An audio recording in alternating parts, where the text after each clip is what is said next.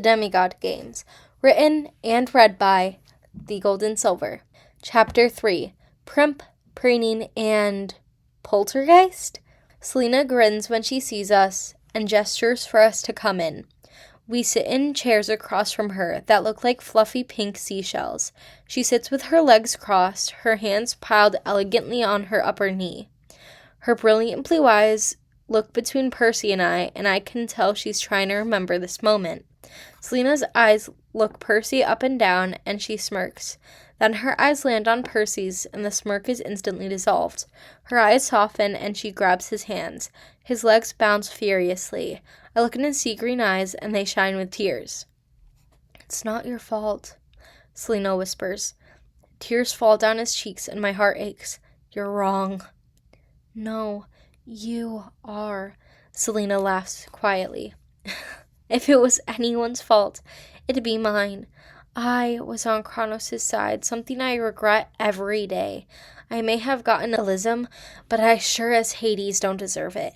Charlie wanted one of you to survive, and he knew it wouldn't be him." Percy shakes his head. "I should have convinced him otherwise," he says, his voice breaking. "No, he got Elysium because of you. He's grateful for that," she says, squeezing his hand. "He deserved Elysium either way," Percy says darkly. Selena nods. "True, but do you think the gods can see that truth?" Percy sighs, shaking his head. Then Selena smirked, looking him up and down yet again. She crosses her arms and glances at me as well.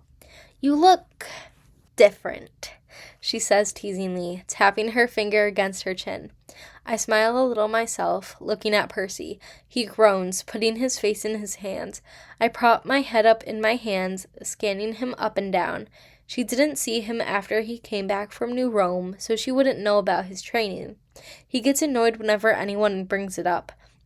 The conversation he and Grover had was absolutely hilarious.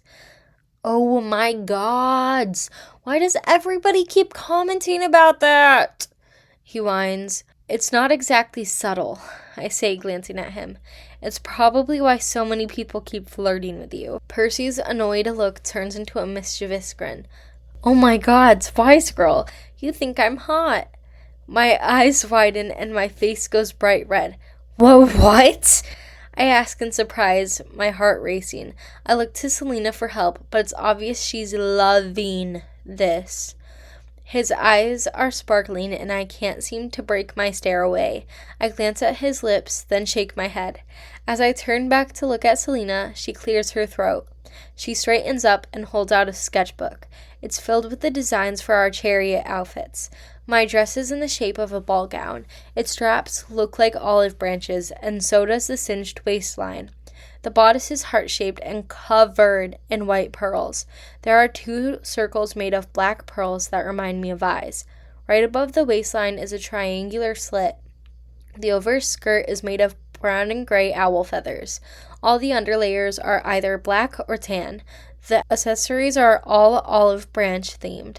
There's an arm cuff, a laurel crown, and earrings with an olive at the ends. The heels are a mix between dark and light green. Percy's vest matches the feathered overskirt. His dress shirt is black and tan stripes like the underlayers of my dress. The pants are half brown and half gray. He also has an olive branch crown. Instead of an arm cuff, he has a bracelet. His tie is an olive branch, and his dress shoes are dark green. "Did you draw these?" Percy asks. Selena nods. He smiles softly. "They're amazing." "Yeah, they are. I wish I could draw like this." I agree. Percy rolls his eyes. "You can draw like this. You just choose not to believe it," he mutters under his breath. "Thank you. I'm glad you like them. I'd feel bad if you had to wear something you hated." They're definitely unusual designs, but that's how most of the chariot outfits are. Selena grins, rightfully proud of herself. Percy and I nod in agreement. "So what's next?" "Next, you both have to get ready physically." We give her blank stares. "You know how Katniss gets all her leg hair ripped off when she enters the Capitol?" We nod. "Yeah, you'll both be going through that." I wince in anticipation. "I've been needing a little TLC," Percy says jokingly. I can tell, I say smugly. Percy puts a hand on his chest in mock offense. How dare you? I laugh and kiss his cheek. Sorry, seaweed brain, I say, rolling my eyes with a small smile. After that, you will be with me for hair and makeup, Selena says, pointing at me. Then it'll be your turn. I don't wear makeup, he says with a frown. It's just some concealer, highlighter, and a little contour. And a little hair gel. Percy looks at me for help. I laugh. I rarely wear makeup. This isn't my ball game either. He groans. Selena laughs as well. While Annabeth's in hair and makeup, you'll be getting dressed. And while Percy's getting hair and makeup, you'll get dressed. We nod and Percy's team walks in. It's a trio of giggly nymphs.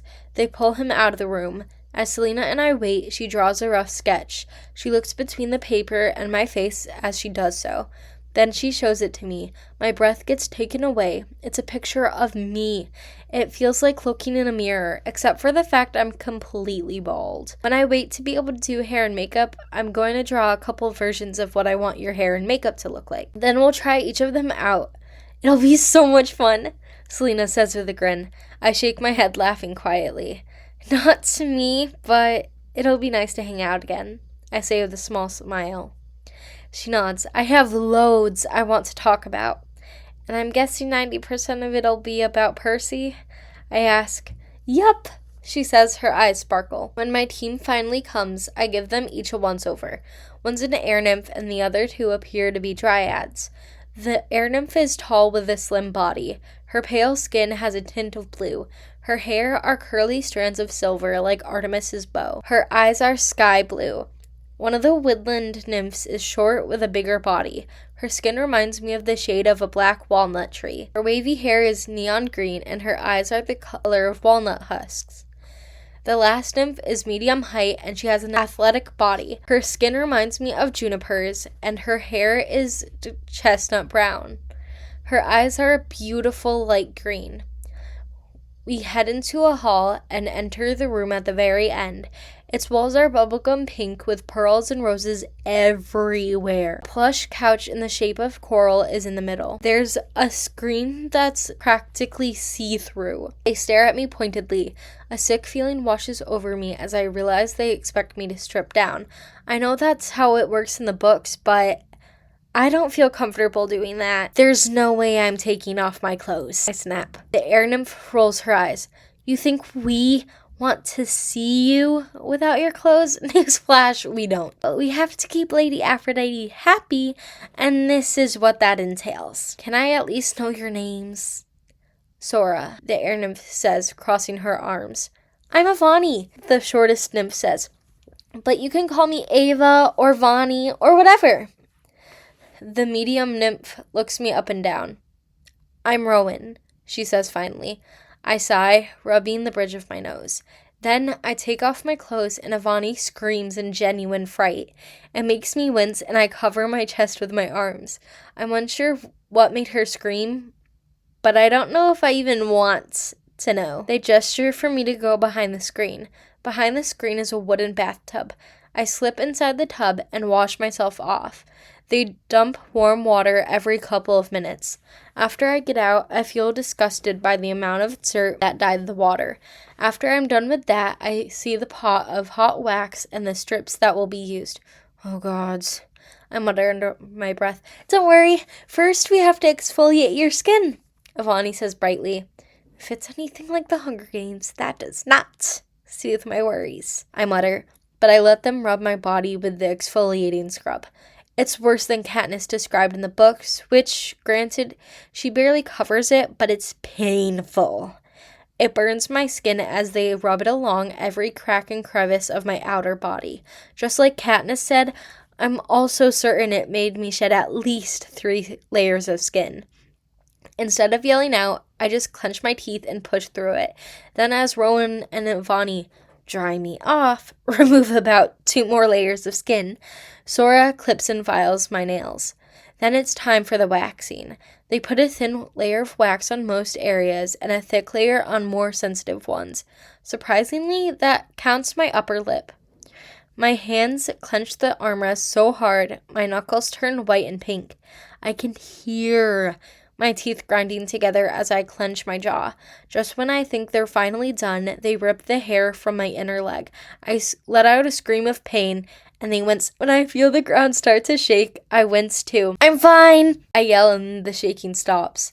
The nymphs look at me in confusion. It was Percy. He gets protective of me sometimes. Considering half the things we've been through, it makes a lot of sense. Sometimes it gets kind of annoying because it feels like he thinks I can't take care of myself, but most of the time it's cute. It's sweet to know he cares so much about me.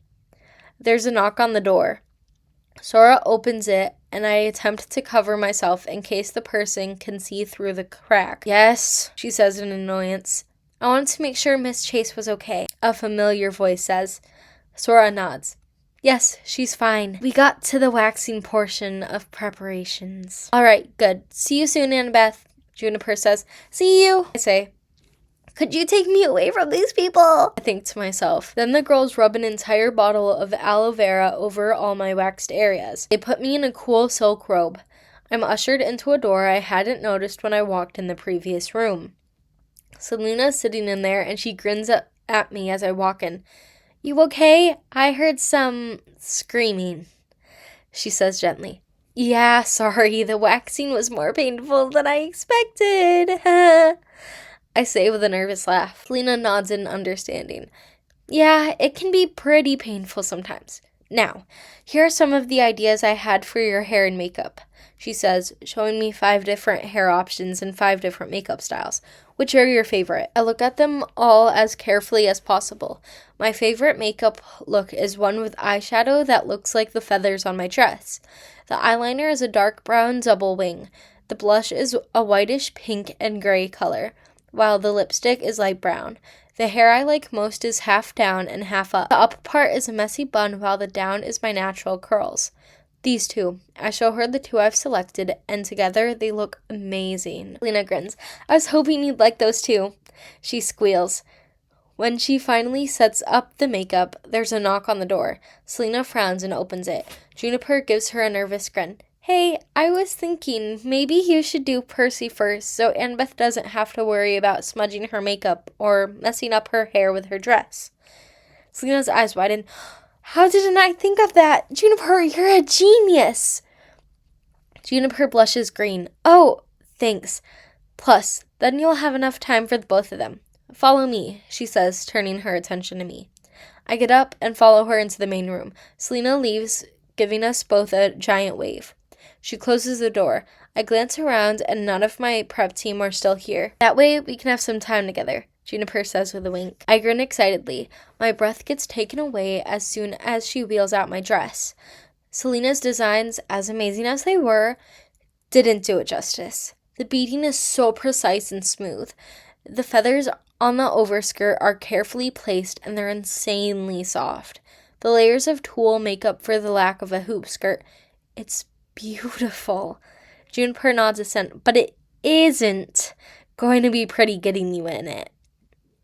I laugh. "Yeah, probably not." The theory is proved correct because the next 15 minutes are made up of tug-of-war with the amount of tulle.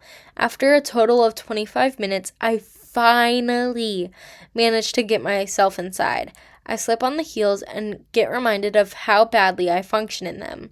Juniper helps me manage to learn how to walk in them, or at least look like I can walk in them. Thanks. Of course, it was a lot more interesting than I thought it'd be, she says, and we both burst into a fit of laughter. After a couple more minutes of talking, there's a loud knock on the door. "You ready?" "Yup," I say, and Juniper helps me stand. Selena walks in, and she covers her face with her hands. "Oh my God, Annabeth, you look gorgeous!" she cries, tears filling her eyes. Selena's eyes lock on Juniper's. "Do you know how to apply acrylics?" she asks. Juniper shakes her head. "Nope." Selena pulls us both into the back room. She grabs something from a drawer and presents it to us. Inside are things that resemble claws, except they're gorgeous. The pinky nails are brown and gray owl feathers. The ring fingers are golden gray laurel wreath designs. The middle fingers are both olive branches and waves for Athena and Poseidon's feud. The index finger has weapon designs on it, and the thumb is Aegis, my mother's shield. Did you make these? I ask in awe. Selena grins, nodding excitedly. Yep, these are amazing. Selena, you're so talented. Yeah, they're unbelievable. Juniper agrees. Could you put them on Annabeth?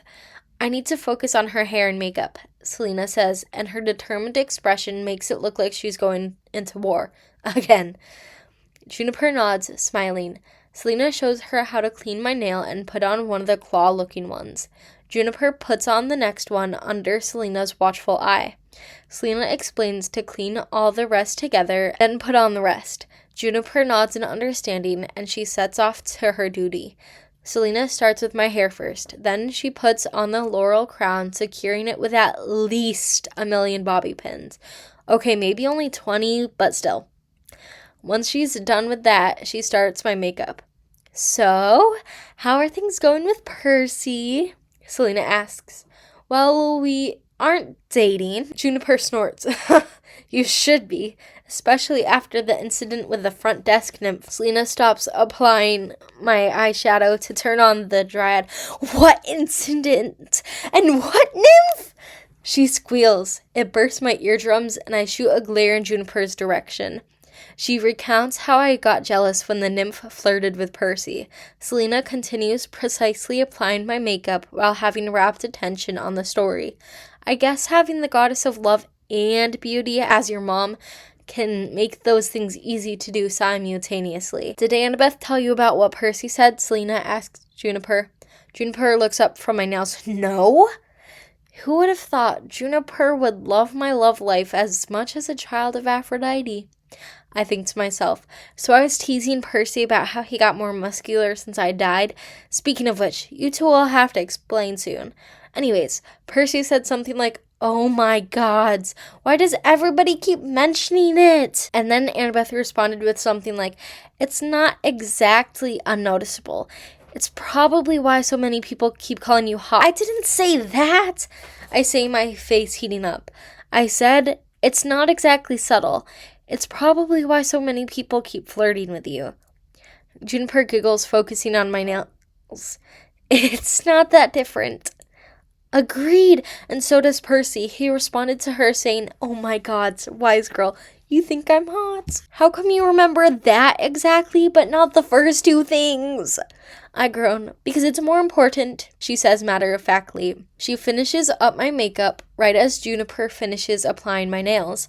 They put in my earrings and slide my arm cuff up my arm. They take a couple steps back, making me stand up and admire their work. You can look, Selena says, gesturing to the mirror. My jaw drops and tears form in my eyes. I look amazing. Makeup makes me look mature, and the dress fits like it was made for me, which I guess it was. My hair complements them both in the best way possible. Everything works so well together. You wouldn't think it, but it's perfect. I can't wait to see what Percy looks like. Thank you, Goldies, for listening to the 3rd chapter of my fan fiction. If you're still here, that means so much. Love you, Goldies. Bye.